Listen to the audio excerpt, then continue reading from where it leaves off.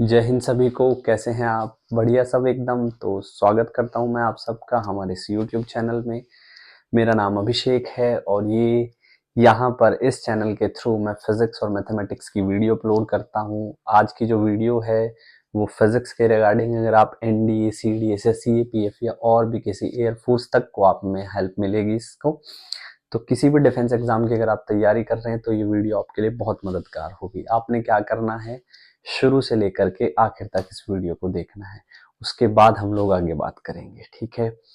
तो इससे पहले इसी सीरीज के अंदर डिफेंस एग्जाम के फिजिक्स के अंदर मैं 5 वीडियो अपलोड कर चुका हूँ। ये वीडियो नंबर 6 है, छठी वीडियो है। अगर आपने पहली 5 वीडियो नहीं देखी तो पहले उनको जा करके देखिए, चैनल पर जाइए, प्लेलिस्ट एनडीए फिजिक्स, उसमें आपको वीडियोस मिल जाएंगी, ठीक है। उसके बाद आप यहाँ पर आइएगा। तो चलिए शुरू करते हैं। आज का जो टॉपिक है वो है ग्राफ्स। ग्राफ्स जो है वो एक क्वालिटेटिव तरीका है, मतलब कि मेरे पास दो वेरिएबल है और a is equals to 2b है। मेरे पास एक कोई भी एक रिलेशन है नॉर्मल ना, a is equals to 2b है। तो मैं b की वैल्यू रखता जाऊंगा और उसके कॉरस्पॉन्डिंग मुझे a की वैल्यू मिलती जाएगी। तो यहां पर मैं b की वैल्यू रखूंगा और यहां पर मैं a की वैल्यू रखूंगा। मैं b को रख रहा हूं 1 2 3 4, a को क्या रखूंगा 2 4 6 8।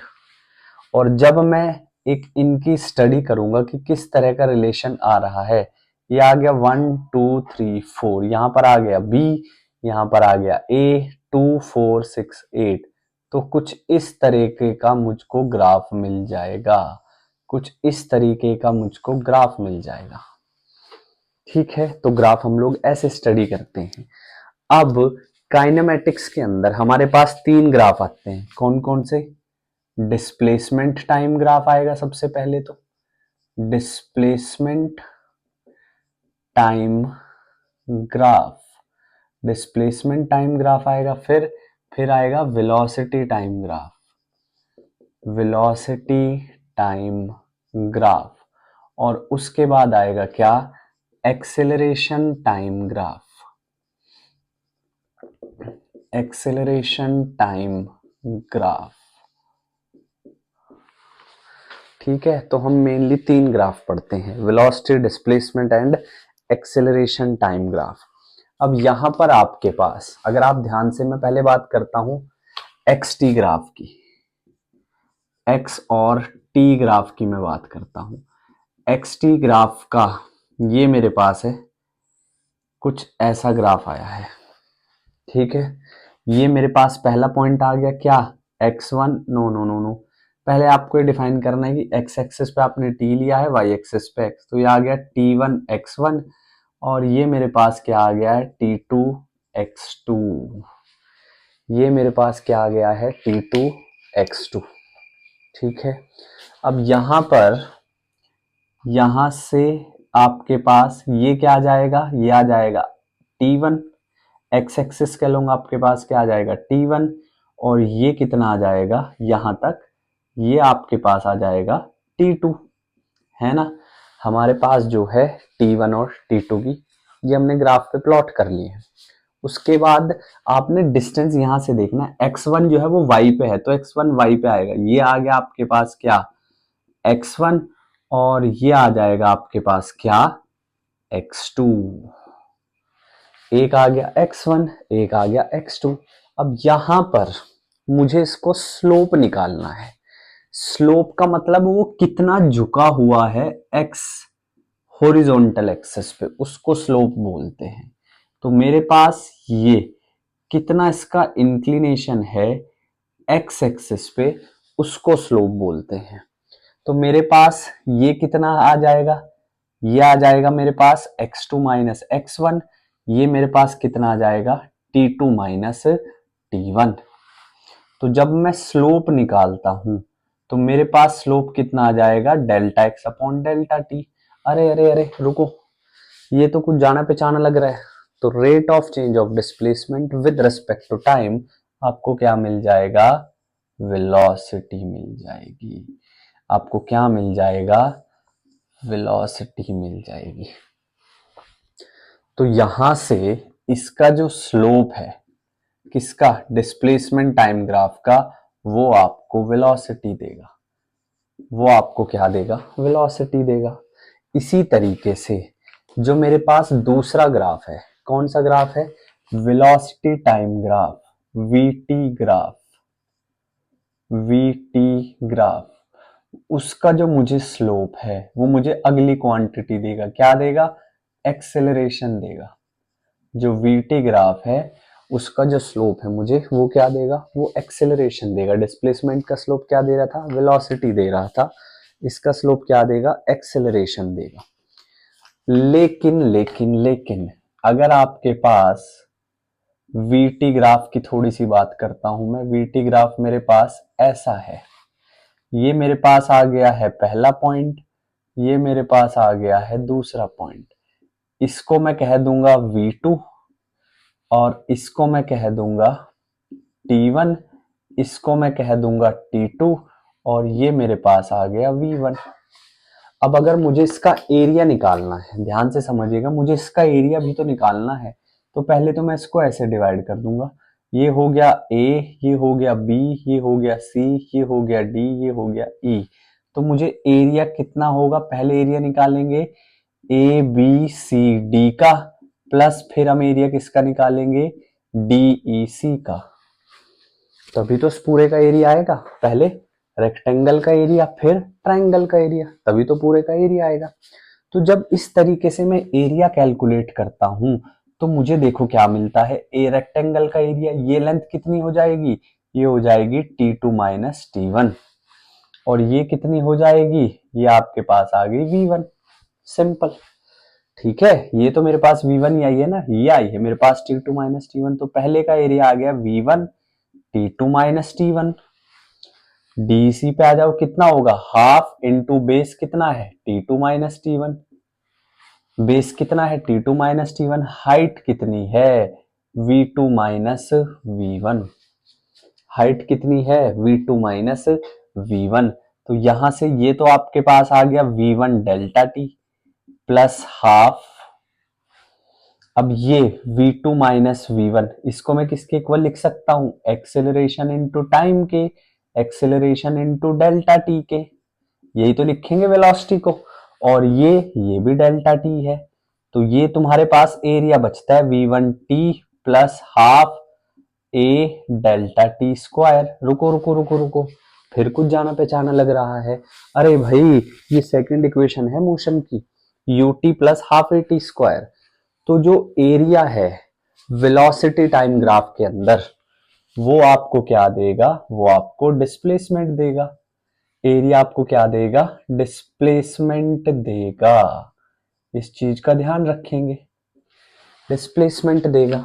अच्छा, अब जो एटी ग्राफ है, एटी ग्राफ जो है एक्सेलरेशन टाइम ग्राफ, जो एटी ग्राफ है एक्सेलरेशन टाइम ग्राफ, वो क्या करता है, अगर हम उसको भी स्टडी करते हैं, ये आ गया ए, ये आ गया टी, इस तरीके से, और इसका भी एरिया निकालते हैं। देखो स्लोप हमें यहाँ पे कुछ नहीं मिलेगा, इसका स्लोप हमें एक्सेलरेशन दे सकता है V2 minus V1 upon T2 minus T1, उसका स्लोप हमें कुछ नहीं देगा, लेकिन उसका जो एरिया है वो आपको वेलोसिटी देगा, वो आपको वेलोसिटी देगा। तो ग्राफ में अभी तक मैंने आपको ये बताया कि आपको किस ग्राफ से क्या चीज मिलेगी, ठीक है। डिस्प्लेसमेंट टाइम ग्राफ का स्लोप आपको वेलोसिटी देगा, वेलोसिटी टाइम ग्राफ का स्लोप आपको एक्सेलरेशन देगा, area under velocity time graph आपको डिस्प्लेसमेंट देगा, ठीक है। एक्सेलरेशन टाइम ग्राफ के अंडर जो एरिया है वो आपको वेलोसिटी देगा। नोट साथ साथ बनाते जाइएगा तभी मजा आएगा, ठीक है। इतना आप लोग नोट कर सकते हैं, ठीक है। अब बात थोड़ी सी आगे बढ़ाते हैं। ये तो आपके पास आ गया टाइप्स, तीन ग्राफ हैं, तीनों के बारे में मैंने आपको बता दिया है। अब थोड़ा सा नेक्स्ट लेवल पे पहुंचते हैं, थोड़ा और बात करते हैं, ठीक है। चलो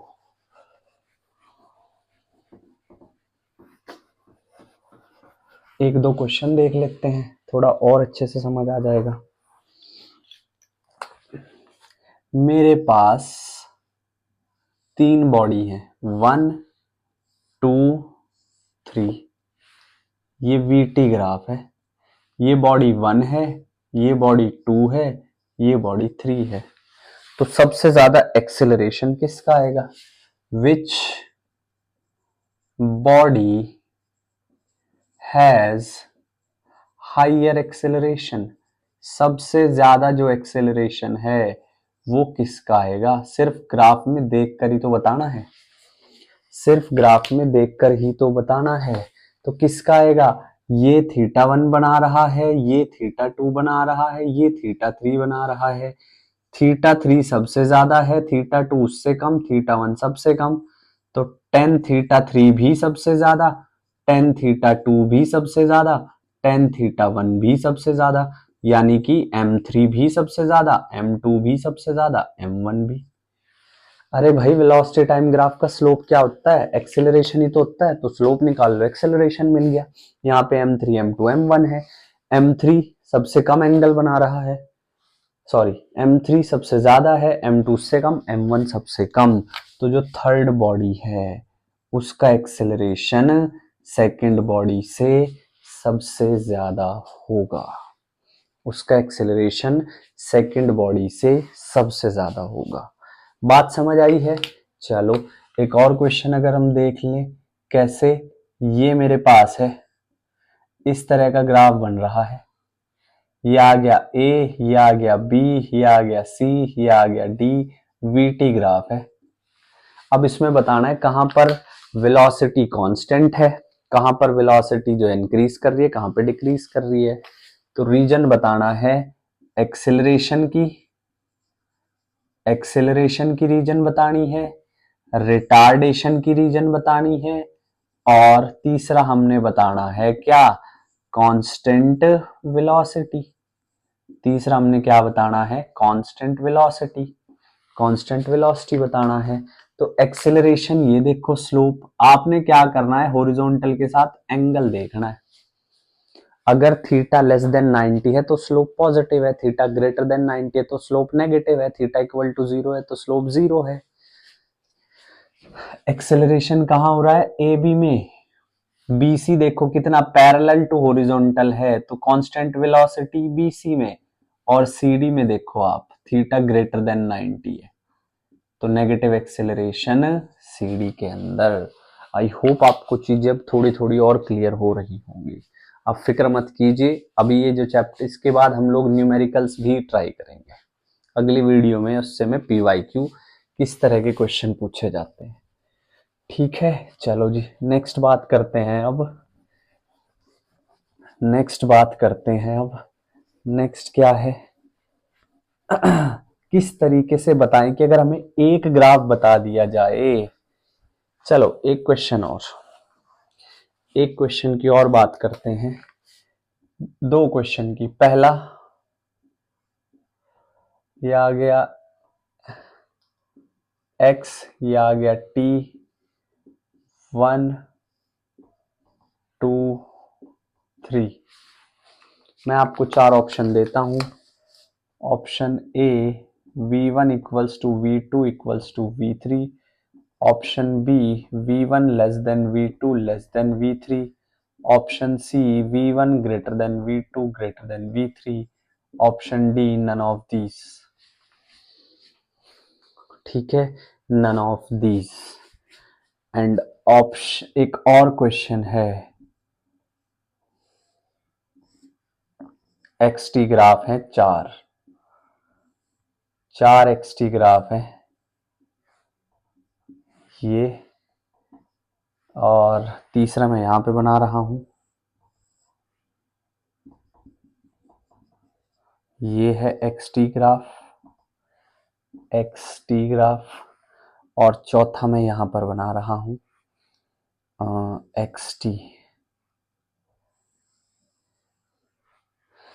ठीक है, पहले क्वेश्चन का आंसर सी, दूसरे में आपने बताया इनमें से कौन सा ग्राफ गलत है, इन चार में से आपने कौन सा ग्राफ गलत है। वीडियो को पॉज करके ट्राई कर सकते हैं, ठीक है, कमेंट में आंसर बता सकते हैं। अब देखो जरा, बात को समझेंगे।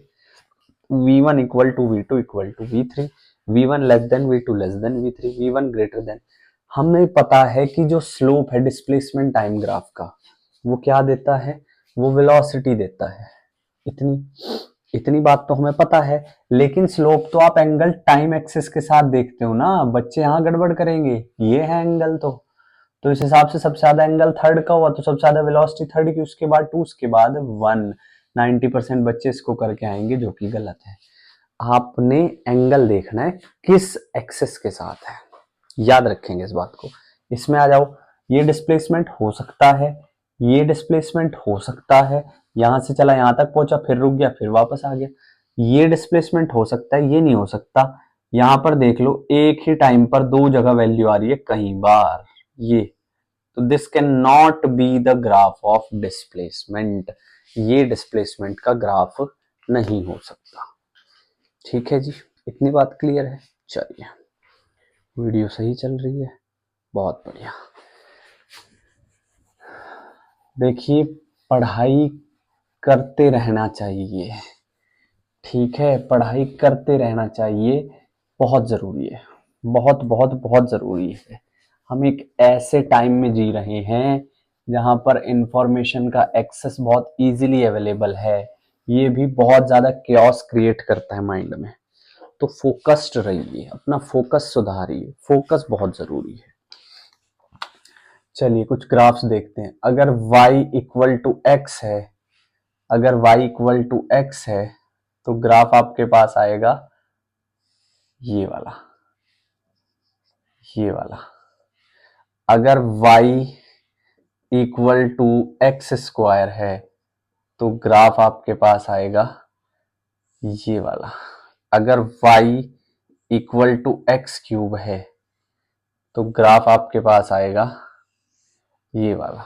मतलब ये थोड़ा सा यहां से स्लैंट हो गया है, इस तरीके से, ठीक है। और चौथा, अगर y आपके पास कांस्टेंट है k, तो ग्राफ आएगा ये वाला, तो ग्राफ आएगा ये वाला। मैं इसको थोड़ा सीक्वेंशियली बना देता हूं ताकि आपको प्रॉब्लम ना आए, ठीक है। इसको थोड़ा सा सीक्वेंशियली बना देते हैं। अगर y इक्वल टू एक्स है ऐसा, और y equal to X cube है तो ऐसा, ये ग्राफ आएंगे। अगर ये आपके पास xt ग्राफ है, अगर ये आपके पास xt ग्राफ है, ये xt ग्राफ है, तो ये आ जाएगा vt ग्राफ। अभी रीजन मैं आपको बता दूंगा, ये आ जाएगा at ग्राफ, ठीक है। एंड दिस इज, ये मैं आपको केस भी बता देता हूं, non uniform motion with non uniform acceleration, with non uniform acceleration, क्योंकि एक्सेलरेशन भी बढ़ रहा है। वीडियो नंबर 5, वीडियो नंबर 5, ठीक है। दरअसल जो वेलोसिटी है वो क्या होती है, dx बाय dt। जब हम लोग, जो साइंस है वो तो समझ गए होंगे, जो आर्ट या कॉमर्स है वो समझिए, जब हम लोग डेरिवेटिव करते हैं ना, तो हमें एक पावर कम कर देते हैं। अगर x क्यूब है तो उसका डेरिवेटिव में x स्क्वायर आएगा, और डेरिवेटिव करेंगे x आएगा, और डेरिवेटिव करेंगे 0 आएगा। अगर मेरे पास डिस्प्लेसमेंट टाइम ग्राफ ये आ रहा है, मतलब मैं आपसे ये कह रहा हूं कि suppose x is T cube, तो v क्या हो जाएगा, v हो जाएगा dx बाय dt, यानी कि कितना आ जाएगा 3t स्क्वायर। आ गया ना, v t स्क्वायर पे डिपेंड, वो टी क्यूब पे था। एक्सेलरेशन को मैं क्या कहूंगा, a dv बाय dt, यानी कि 6t। एक्सेलरेशन सिंगल पावर पे आ गया। तो ये अगर xt है तो ये vt है, तो ये at है। अब नेक्स्ट, अगर ये xt ग्राफ है, अगर ये xt ग्राफ है, xt ग्राफ मतलब x is directly proportional to t square, ये vt ग्राफ आएगा, ये vt ग्राफ आएगा, v is directly proportional to t। और ये at ग्राफ आएगा, at ग्राफ मतलब कि a इज कांस्टेंट, कोई भी कांस्टेंट ए आ सकता है। This is uniform motion, this is non uniform motion, non uniform motion with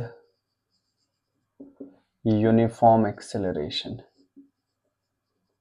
uniform acceleration equation of motion हम लोग यहाँ पे यूज करते हैं, इक्वेशन ऑफ मोशन हम लोग यहाँ पे यूज करते हैं। उसके बाद last one is if that is XT graph then this is VT graph. और हमारे पास अब एक्सेलरेशन टाइम ग्राफ नहीं होगा, एक्सेलरेशन टाइम ग्राफ नहीं होगा, ये वीटी ग्राफ है वो एक्सटी ग्राफ है, एक्सेलरेशन टाइम ग्राफ नहीं होगा। दिस इज यूनिफॉर्म मोशन, ये आ जाएगा यूनिफॉर्म मोशन।